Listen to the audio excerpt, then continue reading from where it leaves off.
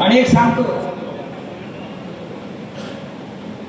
कृषी उत्पन्न बाजार समितीमध्ये ही सभा सुरू आहे. इथे शेतकऱ्यांचा माल येतो, विकला जातो, त्याला काय फार भाव मिळत नाही. पण 15 दिवसापूर्वी इथे एक माल आला आणि 50 कोटीला विकला गेला तुमचा खासदार.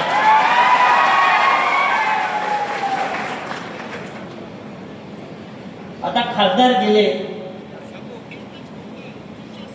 म्हणजे गेले, आता आपल्यासाठी ते गेले. आता ते दुखवट्याला आपण आलेलो. आता 10वं 12वं टाकू करू आणि पुढल्या कामाला मोकळे हो. फार दुःख करत बसायचं नाही.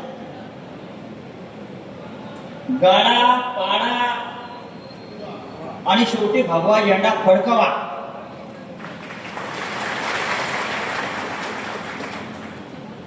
$50 कोटी भाव झाला त्याचा. 50 कोटी. खरं म्हणजे या बाजारात त्याला कोणी 500 रुपयाला घेतलं नसतं.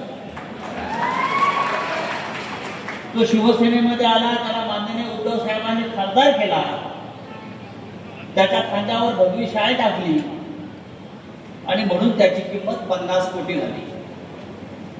उद्याच्या निवडणुकीत 5 रुपये पण त्याची किंमत राहणार नाही, अशा पद्धतीने ही निवडणूक होणार आहे. मला आश्चर्य वाटतं, उद्धव साहेब विकास निधीसाठी गेले. विकास निधी, मला माझ्या मतदारसंघाचा विकास करायचा आहे. अरे कसला विकास करणार तुम्ही? 12 वर्षामध्ये नरेंद्र मोदी या देशाचा विकास करू शकला नाही. त्या नरेंद्र मोदींच्या वाराणसीमध्ये जाऊन बघा, रस्ते नाहीत, पाणी नाही, पूल नाहीत.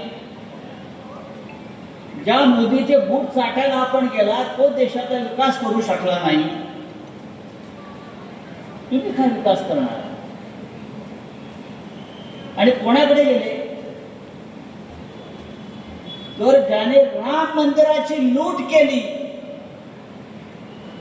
राम मंदिराच्या दान पेटीतले 2000 कोटी रुपये ज्या मोदीच्या लोकांनी चोरले,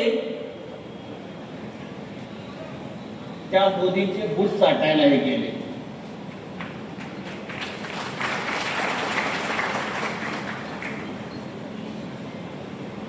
तर देशमुखला जाऊन सांगा,